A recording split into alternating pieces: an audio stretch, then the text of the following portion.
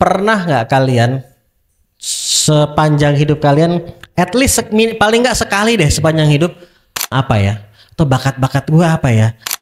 Kalau kita nyebutnya quarter life crisis, dengan kata lain, kalau lu punya kegalauan seperti itu, artinya you are on the right track.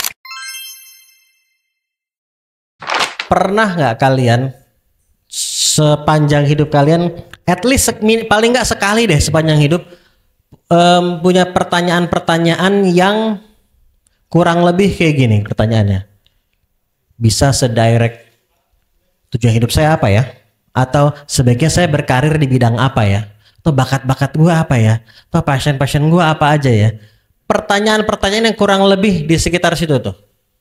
Pernah? Pernah. Alhamdulillah normal semua. Nah, kita pasti pernah punya pertanyaan-pertanyaan kayak gitu. Dan kalau kita nggak mengetahui jawabannya dengan sepenuh hati, itu ada rasa nggak nyaman kan? Bahasa gampangnya sekarang ada kegalauan. Ada kegalauannya. Nah, banyak orang mengira ketika dia punya kegalauan tentang pertanyaan-pertanyaan seperti tadi, karena namanya juga kegalauan, pasti rasanya kan nggak enak, ya kan? Nah, banyak orang melihat itu sebagai sesuatu yang negatif, karena rasanya nggak enak. Dan bahkan salah satu istilah yang sering muncul sekian tahun terakhir ini adalah quarter life crisis. Kan istilah itu kan cukup sering muncul tuh. Atau ya yang untuk yang umurnya lebih di atas lagi, midlife crisis. Sebetulnya cuma perbedaan umur aja gitu kan. Di buku ini, di buku Hidup Mau Ngapain ini, yang pertama gue tulis tuh tentang si quarter life crisis ini. Dan gue bilang, hati-hati jangan terjebak sama quarter life crisis, sama istilah itu. Karena kata yang gue kurang cocok itu kata terakhirnya, crisis. Gue kasih analogi gini. Bayangin misalnya kalian sarapan, makan siang, makan malam selama sebulan junk food doang. Fast food. Terus gitu. Nggak usah nunggu sebulan, belum ada seminggu pun juga badan udah mulai nggak enak kan?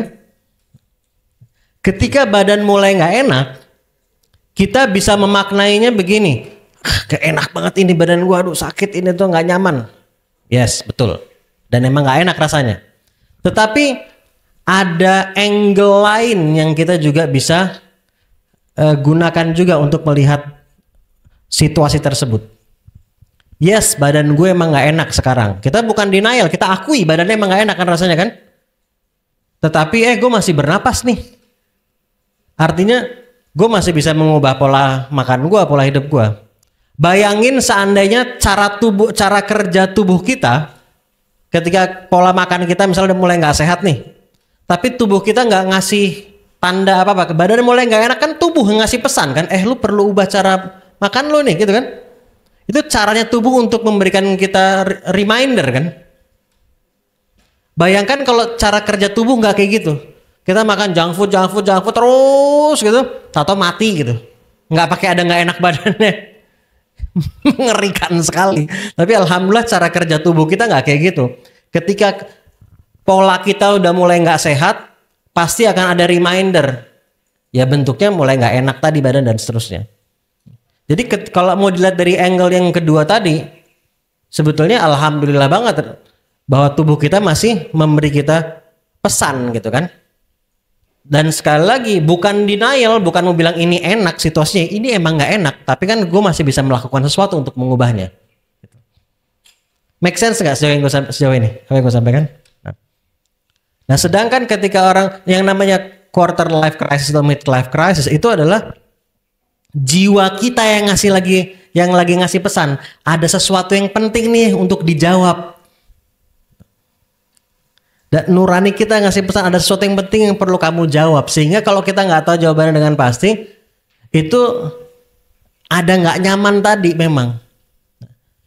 Kalau kita nyebutnya quarter life crisis, akhirnya hanya membuat kita fokus sama sisi nggak enaknya dong. Namanya juga krisis. Siapa yang suka krisis? Gak ada yang suka krisis. Dan memang nggak enak rasanya, betul nggak enak rasanya. Tapi ketika kita menyebutnya krisis, akhirnya kita jadi fokus sama sisi nggak enaknya saja, dan kemudian tidak menyadari bahwa di balik rasa situasi yang saat ini rasanya nggak enak itu, sebetulnya kita punya opportunity untuk melakukan sesuatu, untuk menjawab pertanyaan tadi dan kemudian nge-follow up jawabannya kan gitu. Makanya gue lebih suka menyebutnya quarter life reminder atau midlife reminder ketimbang menyebutnya sebagai crisis. Karena ketika kita menyebutnya crisis, kita jadi lupa bahwa ada angle lain di balik situasi tersebut. Ada opportunity lain di balik situasi tersebut. Nah, gue sekarang sudah menjalani tujuan hidup gue. Tujuan hidup gue adalah mempermudah orang untuk menemukan dan menjalani tujuan hidup mereka. Itu yang sudah gue jalani sekarang jalan 16 tahun. Yang seperti tadi disampaikan Majikal Madodo tadi, gue memfasilitasi orang dari negara berbeda, umur berbeda, budaya berbeda, benua berbeda. Dari yang umurnya yang paling muda itu 15 tahun, yang paling senior itu 73 tahun. Jadi orang di fase umur berbeda punya kegalauannya masing-masing juga ya. Dan bahkan kita melakukan riset juga. Kita melakukan riset selama beberapa tahun waktu itu mempelajari perjalanan hidup orang-orang yang sudah menemukan tujuan hidup mereka, ya, sudah cukup panjang dan sudah cukup panjang naik turunnya dari bidang berbeda-beda juga, dari negara berbeda-beda juga, dan nggak hanya lewat wawancara, kita teliti juga salah satunya lewat biografi. Karena kita bisa mempelajari perjalanan hidup seorang lewat biografi juga kan. Dan yang menarik yang membuat kita sangat excited waktu itu adalah kita menemukan ada pola yang sama yang dilalui seseorang. Jadi ada fase-fase yang sama yang dilalui seseorang dalam proses mereka menemukan dan menjalankan life purpose-nya. Dan pola ini sama lintas budaya, lintas negara, lintas agama, lintas generasi, goes back sampai lebih dari 1000 tahun. Kita menemukan polanya sama. Bahkan sampai ke Nabi polanya sama. Ternyata. Nah, dari situ itu menjadi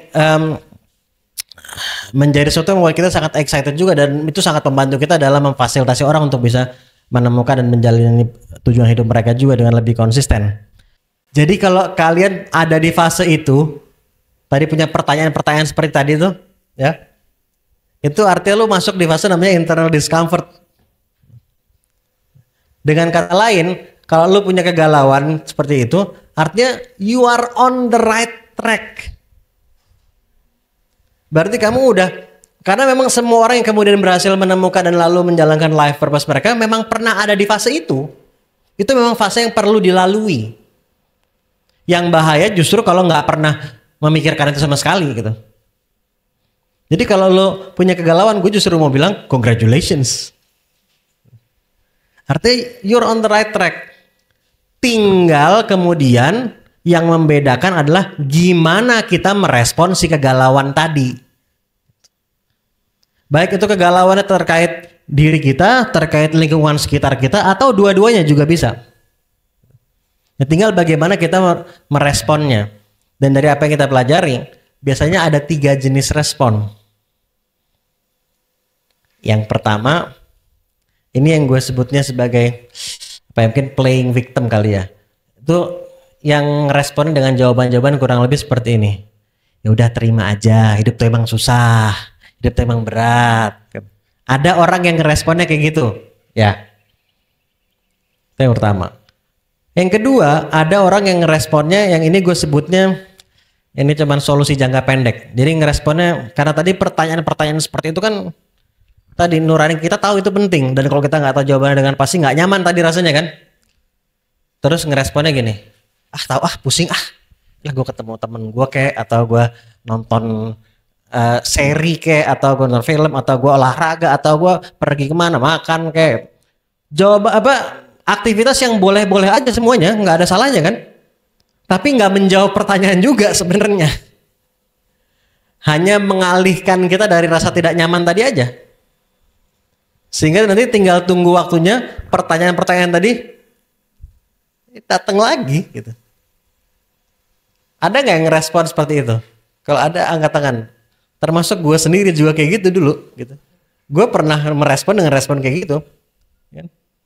Ini antara angkat tangan sama ada lagi nggak angkat tangan? Gue mau angkat tangan malu deh. Kita semua pasti kurang lebih pernah lah. Ya gue juga kayak gitu dulu ngeresponnya gitu. Tapi karena pertanyaan tadi kemudian datang lagi, akhirnya udah I need to do something.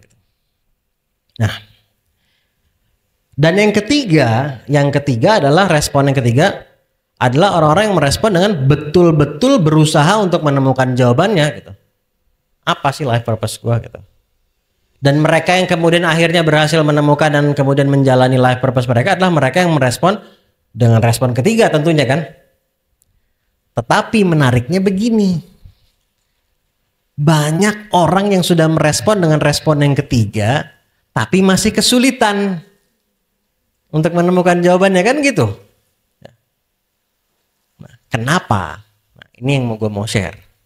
Salah satu alasan utamanya adalah karena masih banyak yang salah paham sama apa yang dimaksud dengan life purpose itu sendiri. Kalau kita belum betul-betul memahami apa yang mau ditemukan, proses menemukannya pasti jadi nggak efisien kan? Jadi banyak trial and errornya kan? Analogi misalnya gini, misalnya gue mau menemukan kacamata, ya.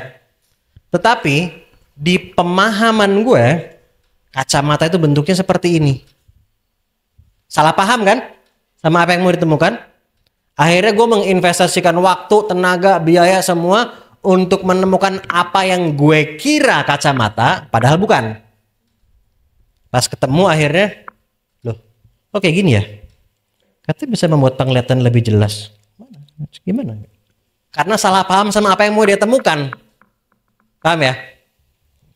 Nah, jadi, dan sayangnya di masyarakat itu sudah, dan ini nggak cuma di Indonesia, sudah cukup banyak kesalahpahaman mengenai life purpose ini, bisa gue bilang ya tertanam lah gitu di benak banyak orang, sehingga dalam proses kita mempermudah orang untuk menemukan dan kemudian menjalani tujuan hidup mereka, yang tidak kalah penting selain memahami apa itu life purpose, yang nggak kalah penting adalah juga memahami dan mengidentifikasi secara eksplisit apa yang bukan life purpose. Kalau gue tanya sama kalian, handphone ini manfaatnya bisa buat apa aja? Sebanyak-banyaknya sebutin. Gue mulai dulu. Bisa buat telepon. Bisa buat apa lagi? WA, apa lagi? SMS, apa lagi? Qris, apa lagi? Sampai jam 12 gini aja, apa lagi? Scrolling. Oke, scrolling. Nonton, apa lagi? Check out. Apa lagi? Foto. Duolingo. Membaca. Alarm, ngedit. Banyak kan? Kalkulator, bisa kan? Kalau misalnya ada kertas, tumpukan kertas di sini, terus biar nggak terbang karena angin, gue taruh handphone di atasnya, bisa kan? Manfaat juga kan? Banyak sekali manfaatnya pasti. Tapi kalau gue tanya gini, what is the main purpose, tujuan utama? Komunikasi. Terlepas fitur komunikasinya yang mana? Mau telepon, mau WA, mau Zoom, mau email, mau macam-macam, ya kan? Seandainya ada yang berpikir tujuan utamanya adalah untuk mempermudah hidup, itu jawabannya rada malas namanya. Karena semua produk pasti diciptakan untuk mempermudah hidup. Kalau nggak hidup banyak orang, paling nggak satu orang. Kalau tujuan utama diciptakannya handphone itu adalah untuk mempermudah hidup, berarti tujuan utama diciptakannya handphone sama mikrofon sama dong. Kan mempermudah hidup juga, gua nggak harus teriak-teriak. Tujuan utama diciptakannya handphone sama kursi sama dong. Tapi kan ada alasan kenapa ini diciptakannya sedemikian rupa, yang ini diciptakan sedemikian rupa. Kan ada alasan ya, yang ini diciptakan sedemikian rupa. Ada alasan yang lebih spesifik kan. Ya. Jadi yang gue maksud dengan tujuan hidup itu, by the way juga bukan tujuan hidup manusia pada bukan itu yang gue maksud. Tapi tujuan hidup dari individu ke individu. Karena gue meyakini Tuhan menciptakan kita dengan keunikan kita masing-masing ini, juga bukan nggak ada tujuannya. Jadi yang dimaksud dengan menemukan tujuan hidup itu menemukan tujuan tersebut yang unik. Tujuan kita. By the way, gue mau tanya, kita bisa nggak menciptakan life purpose kita? Bisa? Kalau menurut gue nggak bisa. Kalau life goals bisa. Tapi life goals dan life purpose bisa. Nanti gue akan life goals dan life purpose berbeda. Nanti gue akan jelaskan. Dan kenapa gue bilang kita nggak bisa menciptakan life purpose? Kita pakai analogi lagi ya. Yang menciptakan tujuannya clicker-nya atau yang menciptakan clicker? Yang menciptakan clicker kan? Yang menciptakan tujuannya ini nih, standing banner.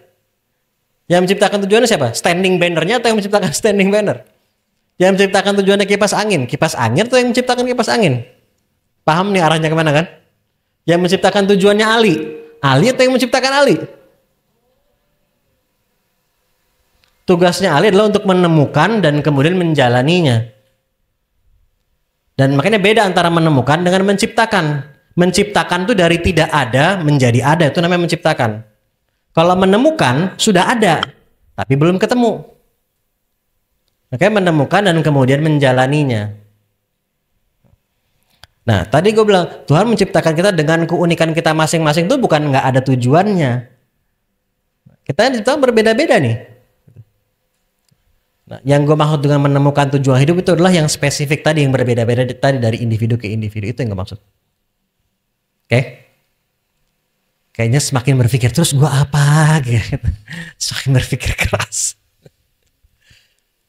Nah, kembali ke handphone tadi, untuk komunikasi kan, terlepas fitur komunikasinya apa? Kenapa? Karena handphone ini dia memberikan dampak terbesarnya ketika dia digunakan sebagai sarana komunikasi. Terlepas fitur komunikasinya yang mana. Dan ketika kita bicara soal life purpose atau main purpose diciptakan sesuatu, ya, ada beberapa prinsip yang perlu diingat dan ada 4 lebih tepatnya. Dan 4 prinsip ini nggak harus, jadi tingkat kepentingannya sama semua. Jadi meskipun apa yang gue sampaikan pertama bukan berarti itu yang paling penting. Anggap aja seperti pilar sebuah bangunan, semua sama-sama penting gitu kan. Kan meskipun tujuan utama untuk menciptakan untuk digunakan sebagai sarana komunikasi, kan ada fitur-fitur, ada situasi di mana fitur-fitur yang bukan komunikasi juga sangat bermanfaat kan? Ada kalanya kameranya sangat bermanfaat, ada kalanya alarmnya sangat bermanfaat, ya kan? Kalkulatornya sangat bermanfaat. Tapi kalau kita bicara soal main purpose, prinsip yang pertama yang perlu diingat adalah main purpose diciptakan sesuatu itu sifatnya bukan situasional. Bukan situasional. Misalnya gini, contohnya gini. Misalnya lu mau beli handphone nih, lu pergi ke toko. Terus yang jual bilang, handphone ini mbak, handphone ini mas, kameranya ketika kamu ngelihat sesuatu di sekitar kamu yang kamu suka, dia bisa baca pikiran kita, terus dia bisa terbang sendiri, terus motret apa yang kita suka dengan angle sesuai selera kita. Terus kalkulatornya kita baru memikirkan sebuah angka, mau menghitung, dia langsung baca pikiran kita, langsung dapat hasilnya, tapi nggak bisa dipakai buat komunikasi. Lu beli nggak tuh? Kalaupun lu beli, lu akan bilang, ya itu bukan handphone namanya, itu namanya kamera yang keren banget atau kalkulator yang canggih banget, tapi bukan handphone kan gitu. Jadi yes, betul, ada situasi-situasi tertentu di mana fitur-fitur yang bukan komunikasi memang sangat bermanfaat. Tapi tujuan utama diciptakannya bukan untuk itu. Kayak tadi gue bilang, tujuan hidup gue adalah mempermudah orang untuk menemukan dan menjalani tujuan hidup mereka. Ketika gue melakukan itu, adalah ketika gue memberikan dampak terbesar dari diri gue pada pihak lain. Tapi bisa nggak gue bermanfaat dengan cara lain? Ya bisa dong. Bisa banget. Gitu. Gue juga bisa bermanfaat dengan cara berbagai macam, melakukan hal yang lain gitu kan. Tapi ketika gue melakukan tujuan gue itu, gue memberikan dampak terbesar dari diri gue pada pihak lain. Dan jadi sebelum masuk ke itu, gue langsung masuk prinsip yang lainnya. Jadi life purpose ini prinsip yang kedua itu adalah dia berkesinambungan. Kayak tadi handphone, habis dipakai buat telepon terus dibuang, enggak kan? Semakin sering dia digunakan sejalan dengan purpose-nya, semakin besar dampak yang bisa dihasilkan kan? untuk komunikasi kalau handphone tadi kan. Jadi ada kayak snowball efek bola saljunya. Jadi ketika gue bilang sesuatu yang bisa membuat kita menghasilkan dampak terbesar dari diri kita pada pihak lain. Nah, terbesar tuh bukan dalam arti one time terbesar, bukan, tapi terus menerus berkesinambungan tadi. Semakin kita menjalani hidup kita sejalan dengan purpose kita, maka semakin besar pula dampak yang bisa kita hasilkan. Jadi dia sifatnya bukan situasional, dia. Yes, betul. Ada fitur-fitur kalau handphone tadi ada fitur-fitur non komunikasi yang juga bisa sangat bermanfaat, tapi bukan itu tujuan utamanya diciptakannya. Nah, dan ada berbagai macam cara lain di mana kita juga bisa bermanfaat. Tapi apa yang jika kita melakukan hal tersebut itu bisa men-trigger kita untuk menghasilkan dampak terbesar dari diri kita pada pihak lain. Dan kenapa dari tadi gue bilang pada pihak lain, pada pihak lain, pada pihak lain? Nyambung sama prinsip yang ketiga. Life purpose itu selalu konteksnya serving others, untuk kebermanfaatan pada pihak lain. Kenapa begitu? Karena tidak ada ciptaan apapun, tidak ada ciptaan apapun yang diciptakan dengan tujuan utama, ya, utama di garis bawah, di bold ya. Tidak ada ciptaan apapun yang diciptakan dengan tujuan utama untuk memberikan manfaat kepada si ciptaan itu sendiri. Nggak ada. Lihat aja di sekitar kita nih. Nih, lampu. Tujuan utama diciptakan lampu untuk memberikan manfaat kepada lampu atau penggunanya? Kamera, kursi. Pasti tujuan utama diciptakannya semua benda-benda ini bukan untuk memberikan manfaat kepada si benda itu sendiri kan? Tapi pada penggunanya. Begitu juga Ali. Tujuan utama diciptakannya Ali bukan untuk memberikan manfaat kepada Ali, tapi pada pihak lain. Terus gue nggak boleh melakukan sesuatu yang bikin gue happy gitu. Bukan hanya boleh, sangat perlu. Tetapi happiness dan life purpose itu adalah dua hal yang berbeda, nanti berkaitan tetapi berbeda. Nanti gue akan jelaskan juga. Jadi gue bukan bilang happiness itu nggak penting, amat sangat penting, tapi jangan disalahpahami sebagai life purpose. Itu maksudnya.